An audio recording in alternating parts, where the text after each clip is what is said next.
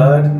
ஆண்டவராகிய இயேசு கிறிஸ்துவின் நாமத்தினால் திருத்துவ தீர்க்கதரிசன ஊழியத்தின் சார்பாக யாவரையும் வாழ்த்தி வரவேற்கிறோம். God bless you. எல்லாரும் சுகமாய் இருப்பீர்கள் என்று நம்புகிறேன். கர்த்தர் தொடர்ந்து நம்மை அவருடைய வல்லமையினாலும் கிருபையினாலும் நிறைத்து நம்மை நடத்துவாராக. நாம் தொடர்ந்து இந்த மாதத்திலே நாம் தியானித்து வருகிற ஒரு காரியம், தடைகளை நீக்கி போடுகிறவர். இந்த வாக்குத்தத்தம், இந்த மாதத்துக்கான வாக்குத்தத்தம் அதுதான். அதை குறித்து நாம் தியானித்து கொண்டு வருகிறோம். இந்த நாளிலும் கர்த்தர் நம்மோடு பேசுவாராக, நம்மோடு இடைபடுவாராக. நாம் கர்த்தரை பாடி மகிமைப்படுத்த போகிறோம். அவருடைய வார்த்தையை நாம் கேட்க போகிறோம். கர்த்தரிடத்தில் நாம் விண்ணப்பங்களையும் ஏறெடுக்க போகிறோம். எல்லாவற்றையும் பரிசுத்த ஆவியானவர் செம்மையாய் நடத்தி செம்மையான பதிலை சரியான நேரத்தில் உங்களுடைய வாழ்க்கையில் உங்களுடைய கண்கள் காணும்படி, உங்கள் குடும்பத்தில் இருக்கிற ஒவ்வொருவரும் காணும்படி கர்த்தர் இந்த மாதத்திலே அற்புதங்களை செய்வாராக. என்னோடு இணைந்து ஒரு சரணத்தை நாம் பாடி ஆண்டவருடைய வார்த்தைகளாய் நாம் கடந்து செல்லலாம். யோர்தானின் வெள்ளம் வந்தாலும், எரிகோ கோட்டை எனக்கு முன்னே இருந்தாலும் எனக்கு கலக்கமும் இல்லை, எனக்கு பயமும் இல்லை. காரணம் என்னன்னா, கர்த்தர் என் கூட இருக்கிறார். சொல்லுங்க, ஏன்? எதனால எனக்கு பயம் இல்லை, எதனால கலக்கம் இல்லை? காட்ஸ் இருக்கிறதுனாலயா? நண்பர்கள் இருக்கிறதுனாலயா? உறவினர்கள் இருக்கிறதுனாலயா? இல்ல, அவர் என்னோடு கூட இருக்கிறார். யார் அவர்? இயேசு. அந்த இயேசுக்கு என்ன பெயர் உண்டு? அந்த இயேசுவுக்கு 1000 நாமங்கள் உண்டு. ஒரு பாடல் கூட நம்ம பாடுறோம் இல்லையா? யெகோவா தேவனுக்கு 1000 நாமங்கள். அந்த பாடலை நம்ம பாடுறோம். 1000 நாமங்கள் இருந்தாலும் அதுல ஒரு நாமத்தை குறித்து இந்த மாதத்துல நம்ம கேட்கிற ஒரு அந்த வார்த்தை, தடைகளை உடைக்கிறவர், தடைகளை நீக்குகிறவர். நாம் பாடுவோம். யோர்தானின் வெள்ளம் வந்தாலும், எரிகோ கோட்டை எதிர் நின்றாலும், யோர்தானின் வெள்ளம் வந்தாலும், எரிகோ கோட்டை எதிர் நின்றாலும், பயமும் இல்லை, கலக்கம் இல்லை, பயமும் இல்லை, கலக்கம் இல்லை, மீட்பு நம்முடனே. ஓசன்னா ஜெயமே, ஓசன்னா ஜெயமே, ஓசன்னா ஜெயம் நமக்கே, ஓசன்னா ஜெயம் நமக்கே. இயேசு ராஜா முன்னே செல்கிறார், ஓசன்னா கீதம் பாடுவோம். இயேசு ராஜா முன்னே செல்கிறார். எல்லாரும் சேர்ந்து இருக்கிற இடத்துல கையை தட்டி பாடலாமா? ஓசன்னா கீதம் பாடுவோம். யோர்தானின் வெள்ளம் வந்தாலும், எரிகோ கோட்டை எதிர் நின்றாலும், யோர்தானின் வெள்ளம் வந்தாலும், எரிகோ கோட்டை எதிர் நின்றாலும், பயமும் இல்லை, கலக்கம் இல்லை, பயமும் இல்லை, கலக்கம் இல்லை, மீட்பு நம்முடனே. ஓசன்னா ஜெயமே, ஓசன்னா ஜெயமே, ஓசன்னா ஜெயம் நமக்கே, ஓசன்னா ஜெயம் நமக்கே. ஹல்லேலூயா, ஹல்லேலூயா. அவர் நம்மோடு இருக்கிறார். அவருக்கு அவருடைய பெயர் என்னன்னா, பேரியர் பிரேக்கர், தடைகளை உடைக்கிறவர். இந்த மாதத்துல உங்க வாழ்க்கையில என்னென்ன தடைகள்லாம் இருக்கிறது என்று நீங்கள் நினைக்கிறீர்களோ, அல்லது உங்களுடைய செயலை, உங்களுடைய பயணத்தை எந்தெந்த காரியங்கள் எல்லாம் தடை செய்கிறதோ, அந்த தடைகளை கர்த்தர் இந்த நாளிலே உங்களுக்கு நீக்குவார். அப்படின்னா இந்த மாதத்துல மட்டும்தான் நீக்குவாரா? இல்ல, இந்த மாதத்திலே நீக்குவார், அடுத்த மாதத்திலே நீக்குவார், இந்த வருஷத்திலே நீக்குவார், அடுத்த வருஷத்திலே நீக்குவார். ஏன்? கர்த்தர் வரும் அளவும், உங்களை கர்த்தர் இந்த பூமியில வைத்திருக்கிற நாளளவும் உங்கள் வாழ்க்கையில என்னென்ன தடைகளை எல்லாம் கொண்டு வர வேண்டும் என்று பிசாசு திட்டங்களை போட்டு வச்சிருக்கிறானோ, அல்லது மனிதர்கள் போட்டு வச்சிருந்தாலும் சரி, கர்த்தர் தடைகளை நீக்குவார். தடைகளை நீக்குகிறவர் என்ன செய்யறாருன்னா, உங்களுக்கு முன்னே அவர் போகிறார். ஏன் அவர் முன்ன போறாரு? அவர் முன்ன போறவருக்கு தான் தெரியும் முன்னாடி எந்த இடத்துல பள்ளம் இருக்குதுன்னு தெரியும். எந்த இடத்துல கோணல் இருக்குங்கிறது தெரியும், எந்த இடத்துல மேடு இருக்கிறதுங்கிறது தெரியும், எந்த இடத்துல சரிவுகள் இருக்குன்றது தெரியும். ஏன்னா நம்ம போனோம்னா நம்ம அதை வழுக்கி விழுந்துருவோம், நமக்கு அதுல காயங்கள் ஏற்படும், காலதாமதம் உண்டாகும். அதற்காகத்தான் தடைகளை நீக்குகிறவர் நமக்கு முன்னே போகிறார். நமக்கு முன்னே போய் கோணலானவைகளை எல்லாம் செவ்வையாக்கும் பட்சத்தில் நாம் பட வேண்டிய, அதாவது இதுல இன்னொரு மீனிங் என்னன்னா, நாம் பட வேண்டிய கஷ்டங்களை, நாம் எடுக்க வேண்டிய அதிக பிரயாசங்களை, நாம் சுமக்க வேண்டிய சுமைகளை கர்த்தர் நமக்காக செய்கிறார். அதைத்தான் அவர் என்ன எதுல செய்தார்னா சிலுவையிலே செய்து முடித்தார். சிலுவையிலே நீங்களும் நானும் பாவங்களை சுமக்க முடியாது, சிலுவையை சுமக்க முடியாது, வியாதியை சுமக்க முடியாது. ஆகவே தான் அவர் என்ன செய்தார், எல்லாவற்றையும் தன் மீது போட்டுக்கொண்டு அவர் சுமந்து கொண்டு நமக்கு ஒரு ரட்சிப்பின் மீட்பை, ஒரு வாழ்வை கொடுத்தது போல, அன்றைக்கு வாழ்வு கொடுத்த அதே ஆண்டவர் இன்றைக்கு இந்த நாளிலேயும் உங்களுக்கு முன்னாக சென்று எவைகளை எல்லாம் சரி செய்ய வேண்டுமோ அவைகளை எல்லாம் சரி செய்வார்.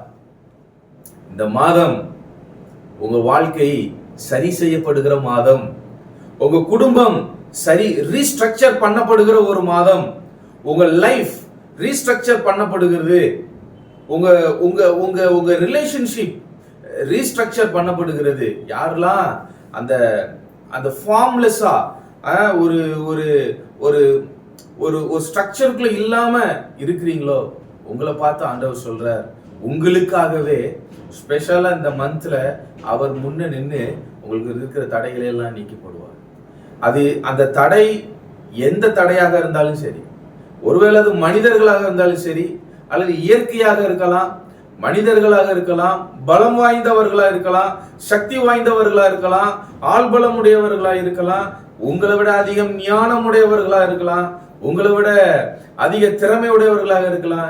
யார் உங்களுடைய பயணத்தை, உங்களுடைய முன்னேற்றத்தை, உங்களுடைய ஆசீர்வாதத்தை தடை செய்ய நினைக்கிறார்களோ அப்படிப்பட்ட தடைகளை உங்க வாழ்க்கையிலிருந்து கர்த்தர் அகற்றி போடுவார். வேதத்திலிருந்து ஒரு சில காரியங்களை உங்களுக்கு நான் சொல்லி உங்களுக்காக நான் ஜெபிக்க நான் விரும்புகிறேன். இஸ்ரேல் ஜனங்கள் எகிப்தில அடிமைகளாய் இருந்த போது இஸ்ரேல் ஜனங்களுக்கு ஒரு மிகப்பெரிய ஒரு தடை இருந்தது.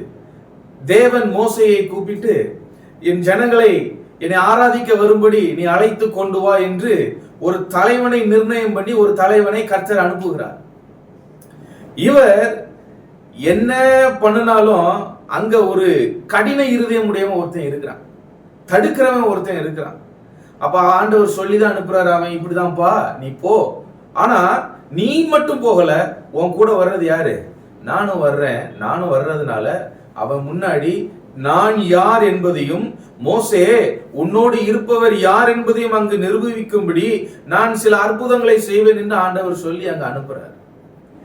அவர் கர்த்தருக்கு அந்த அந்த இருதய கடினம் உடையவனுக்கு முன்பாக, அந்த பார்வோனுக்கு முன்பாக இவன் அற்புதங்களை செய்தாலும், கர்த்தர் செய்கிற அற்புதத்தை கண்டாலும் ஒரு மனம் சரி ஜனங்களை போக விடுவோன்னு வருது, ஒரு மனம் சொல்லுது போக விட வேண்டான்னு சொல்லுது. அந்த அந்த பகுதியில நீங்க வாசிச்சு பாத்தீங்கன்னா சில நேரங்களில் தேவனே அவனுடைய இருதயத்தை கடினப்படுத்தினார் என்று நம்ம பார்க்கிறோம்.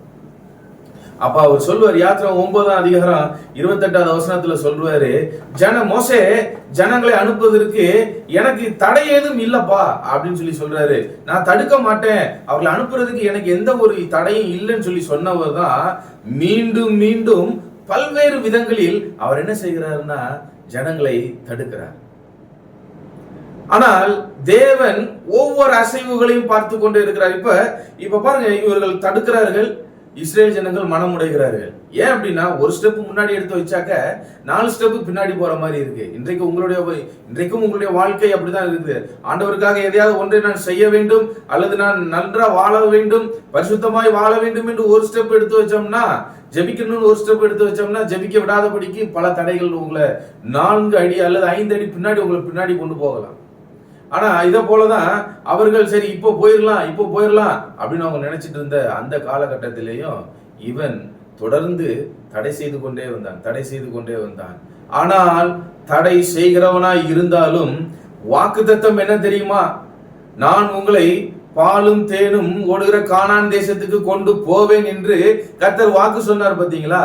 அந்த வாக்குத்தத்தம் நிறைவேறுவதற்கு எந்த தடைகள் வந்தாலும் நல்ல கவனிக்கணும். எந்த தடைகள் வந்தாலும், எத்தனை மனிதர்கள் தடுத்தாலும், எத்தனை சேனைகள் தடுத்தாலும், எத்தனை குதிரை வீரர்கள் தடுத்தாலும் தடை செய்ய முடியாது என்பதுதான் உண்மை உண்மை உண்மை. அந்த வாக்குத்தத்தம் கொடுத்தாதே ஆண்டவர் இன்றைக்கு உங்களுக்கும் பல்வேறு வாக்குத்தத்தங்களை ஆண்டவர் கொடுத்திருக்கலாம். இந்த மாதத்துல கொடுத்திருக்கலாம், போன மாதத்துல கொடுத்திருக்கலாம், போன வருஷத்துல கொடுத்திருக்கலாம். ஏன் நீங்க சின்ன வயசுல இருந்து இருக்கும் போதே உங்களுக்கு கர்த்தர் நிறைய வாக்குத்தத்தங்களை கொடுத்திருக்கலாம். ஆனா கர்த்தர் உங்களுக்கு நிறைய வாக்குத்தத்தங்களை கொடுத்திருந்தாலும் அந்த வாக்குத்தத்தங்கள் நிறைவேறாதபடிக்கு பல்வேறு தடைகள் வரலாம். அந்த தடைகள் வந்தாலும் இன்னைக்கு ஆண்டவர் சொல்லுகிற ஒரு காரியம், எத்தனை தடைகள் வந்தாலும் உங்க வாழ்க்கையில நான்ல இயேசு உங்க வாழ்க்கையில என்ன சொன்னாரோ அதை நிறைவேறணும் அப்படின்னா எத்தனை தடை வந்தாலும் தடையை நீக்கிடுவார். அது மனுஷனா இருந்தா தூக்கிடுவார். நான் சொல்லல, பைபிள் சொல்லுது. யாத்திராகமம் 14ஆம் அதிகாரத்துல நீங்க பாருங்க, குறிக்கப்பட்ட நேரத்திலே இஸ்ரேல் ஜனங்கள் என்ன பண்ணாங்கன்னா அணி அணியாய் புறப்பட்டார்களாம். இப்ப நான் ஒன்றே ஒன்று சொல்லுகிறேன். நீங்க நினைக்கிறீங்கல்ல, சார் இன்னைக்கு தடை, போன மாசம் தடை, போன வருஷம் தடை, இந்த தடை அந்த தடை. இப்ப நீங்க அந்த தடைகளை கண்டவுடன் நமக்கு என்ன வருதுன்னா மனசுல சோர்வு வருகிறது. மனதுல சோர்வு வந்த உடனே பிசிக்கல நம்ம சோர்வு அடைஞ்சிடறோம். ஆவியும் இந்த சரீரமும் சோர்வடைஞ்ச உடனே நம்ம ரொம்ப டயர்ட் ஆயிடுறோம் இல்லையா? சோ இந்த டயர்ட் ஆகும்போது நம்மளால அடுத்த ஸ்டெப்புக்குள்ளாக நம்ம போக முடியாது. ஆனால் ஒன்றை மாத்திரம் உங்களுக்கு நான் சொல்லுகிறேன், நீங்கள் இப்பொழுது எந்த டயர்ட்ல இருந்தாலும் சரி, இனி ஜெபமே வேண்டாம், ஆண்டவரும் வேண்டாம், இந்த கிறிஸ்தவமும் வேண்டாம், வேதம் வேண்டாம், ஒன்னும் வேண்டாம்னு சொல்லி நீங்க டயர்டாகி நீங்க இருந்தாலும் ஒன்றை மாத்திரம் உங்களுக்கு சொல்லுகிறேன், வாக்குத்தத்தம் பண்ணினவர் உண்மை உள்ளவர். ஓகேவா? அடுத்தது, தேவன் உங்களை இந்த நேரத்துல இருந்து இந்த இடத்துல இருந்து புறப்பட பண்ணணும்னு அவர் ப்ரீ பிளான் ஒண்ணு பண்ணி வச்சிருக்காரு பாத்தீங்களா? அந்த டைமும் செகண்டும் வரும் பொழுது நீங்க படுத்திருந்தாலும் அவர் உங்களை படுக்க விட மாட்டாரு. உங்களை தட்டி எழுப்பி நீ போராஜான்னு உங்களை அனுப்பிச்சுடுவாரு. இந்த மாதம் என்ன மாதம் தெரியுமா? உங்களை எழுப்பி போக பண்ணுகிற மாதம் தான். ஆமே. அப்ப தேவன் உங்களுக்கு குறித்திருக்கிற நேரம் வந்து விட்டது. So you have to ready to go. சரிங்களா? நீங்க எல்லாத்தையும் ஆயத்தப்படுத்தி நீங்க போகணும். எங்க போகணும்? தேவன் உங்களுக்கு ஆயத்தப்படுத்தி வைத்திருக்கிற இடத்துக்கு நீங்க போகணும். சரி, இப்ப அப்படி உங்களை தேவன் கொண்டு போகும்போதும் தடை வருமா வராதா? கொண்டு போற சமயத்திலும் தடை வரதான் செய்யும். ஏன்னா அவன் என்ன செய்யறான்னா, ஜனங்கள் முன்னே சென்றாலும் ஐயோ இவர்கள் எல்லாரையும் நான் விட்டுட்டேன், இவர்கள் எல்லாரும் போயிட்டாங்களே, மீண்டும் இவர்களை என்ன செய்யக்கூடாது, அங்க அனுப்பக்கூடாது. எப்படி ஆகிலாம் எகிப்துக்கு இங்க ரிட்டர்ன் கொண்டு வந்துடணும்னு சொல்லிட்டு இவன் தொடர்ந்து அவன் பின்னாடி போறான். பின்னாடி போகும்போது அங்க நடந்த ஒரு சில சம்பவத்தை மாத்திரம் உங்களுக்கு நான் சொல்லி நான் நிறைவு செய்கிறேன். 19ஆம் வசனத்துல நம்ம வாசிக்கிறோம். அப்பொழுது இஸ்ரவேலரின் சேனைக்கு முன்பாக நடந்த தேவதூதனானவர் விலகி அவர்களுக்கு பின்னாக நடந்தார்.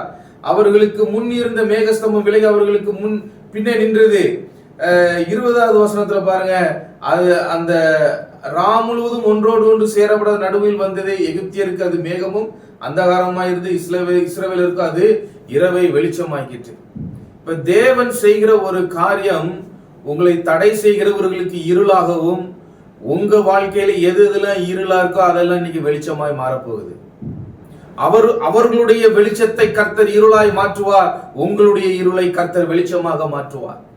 அவன் தொடர்ந்து வந்தாலும் சரி, அதுக்கு இவர்கள் தொடர்ந்து முன்னே போய் நாம் இதை கடந்து விடலாம் முன்னே. ஏன்னா பாருங்க, பின்னாடி துரத்தி கொண்டு வருகிறார்கள் என்று கண்ட உடனே இவர்களுக்கு ஒரு பயம் வருகிறது. முன்னே பார்த்தால் செங்கடல் நிற்கிறது. செங்கடல்ல நிற்கும் போது ஆண்டவர் சொல்றார் மோசே, ஐயா என்னங்கய்யா செய்யறது? நான் சொல்லுகிறத மட்டும் நீ செய். லிஃப்ட் அப் யுவர் ஸ்டாஃப், உன் கோலை, செங்கடல் கோலை ஓங்கி கையை நீட்டி சமுத்திரத்தை பிளந்து விடு என்று சொல்கிறார். இந்த மாதத்துல சில நேரங்கள்ல சில தடைகளை உடைப்பதற்கு கர்த்தர் எவைகளினாலும் கர்த்தர் பயன்படுத்துவார். எந்த காரியத்தையும் பயன்படுத்துவார். ஏன் உங்களை கூட பயன்படுத்துவார். இப்ப சில நேரங்களில் நம்ம செய்ய வேண்டிய வேலையை நம்ம செய்யணும், கர்த்தர் செய்ய வேண்டிய வேலையை கர்த்தர் செய்வார். இந்த மாதத்துல நீங்கள் செய்ய வேண்டிய வேலைகளை நீங்கள் செய்யும் போது கர்த்தர் செய்ய வேண்டிய வேலைகளையும் கர்த்தர் செய்கிற அற்புதத்தையும் உங்களுடைய கண்கள் காணும்படி செய்வார். ஆமென், ஸ்தோத்திரம். ஓகே, சோ நீங்க என்ன பண்ணணும்னா, உங்களுடைய கோலை ஓங்க வேண்டும், ஸ்தோத்திர கையை நீட்ட வேண்டும். இந்த ரெண்டையும் செய்யும் பொழுது முன்னாக நிற்கிற செங்கடல் ரெண்டாய் பிளந்து விடும். பிளக்காததெல்லாம் பிளக்கும். இப்ப இதெல்லாம் ரெண்டு, இப்ப பாருங்க, ஒரு தொட்டியில் இருக்கிற தண்ணியை ரெண்டா பிரிக்கிறதே பெரிய விஷயம் இல்லையா? பிரிச்சோம்னா டப்புன்னு அது ஓடி போயிடும். ஒரு சின்ன இமேஜின் பண்ணி பாருங்க, அப்பேற்பட்ட பெரிய ஒரு சமுத்திரம், ஒரு கடலையே என்ன பண்றாருன்னா ரெண்டா பிரிக்கிறாரு. உங்களுக்காக இயற்கைக்கு அப்பாற்பட்ட அதிசயத்தை அவர் செய்வார். இதெல்லாம் நடக்கக்கூடாத ஒரு காரியத்தை நடந்ததுன்னு சொல்லி தம்முடைய மக்களுக்காக அவர் செய்து இன்றைக்கும் இந்த ஜீவ புஸ்தகத்தில் எழுதப்பட்டிருக்கிறது இல்லையா? இத போல தேவன் உங்களுடைய வாழ்க்கையிலையும் எவைகளை எல்லாம், அதாவது இயற்கைக்கு அப்பாற்பட்ட அற்புதத்தை உங்களுக்கு செய்வார். இதுவரை எந்த மனிதர்களும் கேட்டிராத அற்புதங்களையும் உங்களுக்கு உங்களுடைய வாழ்க்கையில செய்வார். கேட்டிராத வழிகளிலே உங்களுக்கு செய்வார். நீங்கள் பார்த்திராத வழிகளிலே உங்களுக்கு அற்புதத்தை செய்வார். இந்த அற்புதத்தை செய்யும் போது நல்லா ஒன்ன தெரிஞ்சுக்கணும், உங்களுடைய சத்துருக்களுக்கு அல்லது உங்களை துரத்துகிறவர்களுக்கு அல்லது உங்களுக்கு முட்டுக்கட்டையா இருக்கிறவர்களுக்கு இருள் உண்டாகும். இருளிலே தத்தளித்துக் கொண்டு இருக்கிற பயமுற்ற நிலைமையில இருக்கிற உங்களுடைய வாழ்க்கையிலே கர்த்தர் ஒரு வெளிச்சத்தை உண்டு பண்ணுவாராக. ஆமென், ஹல்லேலூயா. தேவன் இயற்கையை பயன்படுத்தினதுனால அந்த இரவுல நடந்த அற்புத தன்மையை எந்த விதத்திலும் நம்ம குறைச்சிட முடியாது. அவர் காற்றை பயன்படுத்தினார். எதற்காக? காற்றை அனுப்பி தண்ணீரை விரித்தார், தரையை உலர்ந்து போக பண்ணினார். இன்றைக்கு தேவன் என் வாழ்க்கையில அற்புதம் செய்கிறாரா? ஐயா, தேவன் என் வாழ்க்கையில இருக்கிற தடைகள் எல்லாம் நீக்குகிறாரா? சில நேரங்கள்ல உங்க கண்களுக்கு தெரியாம கூட இருக்கலாம், உங்க ஞானத்துக்கு அது புரியாமல் கூட இருக்கலாம். ஆனால் சில காரியங்களை தேவன் பயன்படுத்துவார், சில மனிதர்களை பயன்படுத்துவார், சில பொருட்களை கூட தேவன் பயன்படுத்தி உங்களை எந்த இடத்திலிருந்து தப்புவிக்கணுமோ அந்த இடத்திலிருந்து உங்களை கர்த்தர் தப்புவிப்பார். எந்த இடத்திலிருந்து புறப்பட பண்ணணுமோ அந்த இடத்திலிருந்து உங்களை புறப்பட பண்ணுவார். எந்த இடத்தை நீங்கள் கடக்க வேண்டுமோ அந்த இடத்தை கர்த்தர் கடக்க உங்களுக்கு உதவி செய்வார். எந்த ஆசீர்வாதத்தை நீங்கள் சுதந்திரிக்க வேண்டுமோ அந்த ஆசீர்வாதத்தை சுதந்திரிக்க தேவன் உதவி செய்வார். அதை இந்த நாளிலே நீங்கள் காண போகிறீர்கள். ஆமென், ஆமென், ஆமென். ஸ்தோத்திரம். ஒருவேளை நீங்கள் நம்பிக்கையற்ற நிலைமையில இந்த நாள்ல நீங்க இருந்தீங்கன்னா, இந்த செய்தி நீங்க கேட்டுக்கொண்டிருந்தீங்கன்னா, மீண்டும் கர்த்தர் உங்களுக்கு நம்பிக்கையை தருவாராக. ஏனென்றால் நமக்கு தேவனுடைய வார்த்தை நம்மை அது உயிர்ப்பிக்கிறது, அது நமக்கு ஜீவன் தருகிறது. ஆகவே எப்படி கடைசியா பாருங்க, துரத்தி வந்த இந்த பார்வோனும் அவனுடைய சேனையும் ஒருவரும் தப்பவில்லை, ஒருத்தர் கூட தப்பவில்லை. எல்லாரும் செத்த பிரேதங்களாக கரையிலே கிடக்கிறார்கள். ஒருவருக்கும் ஒரு சேதமும் இல்லாமல் வாக்குத்தத்தம் பண்ணினவர் அவர் உண்மையுள்ளவராய் இருக்கிறார். அப்படியே அவர்களை கொண்டு கரை சேர்த்தார். இன்றைக்கும் உங்களையும் அவர் கொண்டு உங்களையும் உங்கள் குடும்பத்தையும் கரை சேர்ப்பார். உங்களையும் உங்கள் குடும்பத்தையும் பெற வேண்டிய நன்மைகளையும் ஆசீர்வாதங்களையும் சுதந்திரிக்க வேண்டியவைகளை சுதந்திரிக்க கர்த்தர் உங்களுக்கு கிருபை தருவாராக. நம்பிக்கையோடு காத்திருங்கள், நம்பிக்கையோடு ஜெபம் பண்ணுங்கள், நம்பிக்கையோடு தேவனுடைய பாதத்திலே அமர்ந்திருங்கள். தேவன் உங்களுடைய வாழ்க்கையில அற்புதம் செய்வார். அதுல வந்தவன் தான், ரிட்டர்ன் யாரும் போகல, எல்லாரும் அழிந்து போனார்கள். இன்றைக்கு இன்னொரு வார்த்தை நான் சொல்லி நான் நிறைவு செய்கிறேன். சில பேர் நம்முடைய ஆசீர்வாதங்களுக்கு தடையாக இருக்கிறார்கள், சில மனிதர்கள். இப்ப தேவன் நமக்கு இதுல உணர்த்துகிற இன்னொரு காரியம் என்னவென்றால், யார் ஒரு ஆசீர்வாதத்திற்கும் நீங்களும் நானும் தடையாக ஒரு நாளும் இருக்கக்கூடாது. ஆமென். ஏனென்றால் தேவன் சில நேரங்களிலே பிசாசு நமக்குள்ளே மனமேட்டிமைகளை பெருமைகளை கொண்டு வந்து சில பேர் சில ஆசீர்வாதத்துக்கு தடையாக நம்மை மாற்றக்கூடும். பிசாசுக்கு நம்ம இடம் கொடாமல் தேவனுக்கு நம்ம இடம் கொடுப்போம் என்று சொன்னால் தேவன் நம்மை ஆசீர்வதிக்க அவர் போதுமானவராக இருக்கிறார். கணவன் மனைவிக்கு தடையா இருக்கக்கூடாது, மனைவி கணவனுக்கு தடையா இருக்கக்கூடாது, பிள்ளைகள் பெற்றோருக்கு தடையாக இருக்கக்கூடாது, பெற்றோர்கள் பிள்ளைகளுக்கு தடையாக இருக்கக்கூடாது, விசுவாசி சபைக்கு தடையா இருக்கக்கூடாது, போதகர் விசுவாசிகளுக்கு தடையா இருக்கக்கூடாது, தேவனுடைய பிள்ளைகள் உலகத்தின் ஆசீர்வாதத்திற்கு தடையா இருக்கக்கூடாது. அப்படிப்பட்ட ஒரு, ஏனென்றால் தடுக்கிறவர்களுக்கும் இருதய கடினம் உள்ளவர்களுக்கும் என்ன நடந்தது என்று வேதத்தில் தெளிவாய் சொல்லப்பட்டிருக்கிறது. அதற்கு நாம் பாத்திரராய் ஆகிவிடாதபடிக்கு தடைகளை நீக்குகிறவர் நம்முடைய வாழ்க்கையில எவைகளை எல்லாம் நீக்கி நம்ம சுதந்திரிக்க வேண்டியவர்களை எவைகளை நாம் சுதந்திரிக்க வேண்டுமோ அதற்குத்தான் நாம் பாத்திரமாய் இருக்க வேண்டுமே தவிர அறிந்தோ அறியாமலோ நாம் எந்த ஒரு யாருடைய வாழ்க்கைக்கும் ஆசீர்வாதத்திற்கும் தடையா இருக்காதபடிக்கு தேவன் நமக்கு உதவி செய்வாராக. நாம் எல்லாரும் ஜெபம் செய்வோமா? அன்பின் பரலோக பிதாவே, இந்த நல்ல வேலைக்காய் நாங்கள் நன்றி சொல்லுகிறோம். தடைகளை நீக்கி போடுகிறவர் என்று உம்முடைய குணாதிசயங்களை குறித்து நாங்கள் பார்க்கிறோம் ஆண்டவரே. பிள்ளைகளுடைய வாழ்க்கையில எந்தெந்த காரியங்கள் எல்லாம் தடைப்பட்டிருக்கிறதோ அவைகள் எல்லாம் இயேசுவின் நாமத்தினாலே அவர்களுக்கு தடைகள் நீங்கட்டும். இருளிலே ஒரு வெளிச்சம் உண்டாகட்டும். ஒரு சூப்பர் நேச்சுரல் மிராக்கிள் உண்டாகட்டும். உம்மை நம்பி இருக்கிற, உம்மிடத்தில் கதறுகிற, உம்மிடத்தில் எதிர்பார்த்து சோர்ந்து போய் மனம் நொந்து இருக்கிற ஒவ்வொருவரையும் தட்டி எழுப்புவீராக. அவருடைய புறப்படுகிற நேரம் வரட்டும். அவர்கள் கடக்கிற நேரம் வரட்டும். தங்களுடைய சத்துருகளுக்கு நேரிடுகிறதை காண்கிற ஒரு நேரம் வரட்டும். எல்லாவற்றுக்கும் மேலாக நாங்கள் தடையாய் இருக்காதபடிக்கு பரிசுத்த ஆவியானவர் எங்களை ஆசீர்வாதமான ஒரு பாத்திரமாய் நீர் மாற்றும்படிக்கு நாங்கள் ஜெபிக்கிறோம். தொடர்ந்து வழி நடத்துங்க, பலப்படுத்துங்க. இயேசுவின் மூலமாய் வேண்டுகிறோம் நல்ல பிதாவே, ஆமென். யாவரையும் கர்த்தர் ஆசீர்வதிப்பாராக. ஆமென், ஆமென், ஆமென்.